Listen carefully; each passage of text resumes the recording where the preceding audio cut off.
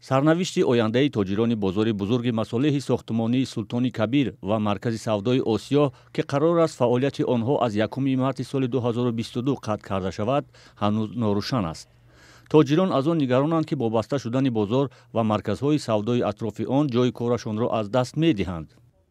ман 90 сантиметр дорам мекунам. 90 сантиметр дар 90 сантиметр 12 нафар аями соб мехӯрам. зиндагӣ ма аями ҷое. Ман маблағи надорам ки дигар ман барам ай бозори кушониён меган ман маблағ надорам ман бихарам.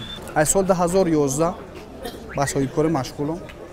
шукронаи худо ҳамин зиндагимона то ҳозира бурдесем. Ягон камбудӣ нашидай. طبق قرار رئیس شهر دوشنبه و بر اساس نقشه گنرالی پایتخت در جای بازار سلطان کبیر و مرکز سودای آسیا انشاءات تندرستی، مرکزهای سالمگردانی و شهرک طبی بنیاد خواهد شد.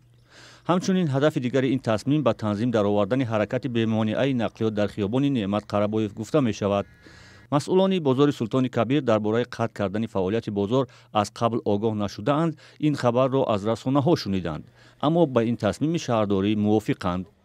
فکر مملکت اون است که همون طلباتی که امروز از طرف شهرداری مثلا به تب میرسن اجرای سروقتی اون را ما باید اجرا نماییم، چون که همه این طلبات برای بهبود، برای بلند برداشتن سطح پایتخت، برای آبادی کشور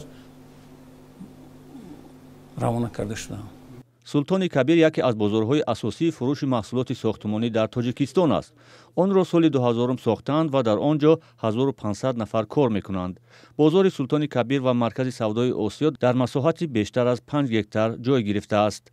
مقامات دوشنبه در گذشته بر اساس نقشه گنرالی بازارهای شاه منصور، جلجم، برکت را ویران کرده بودند.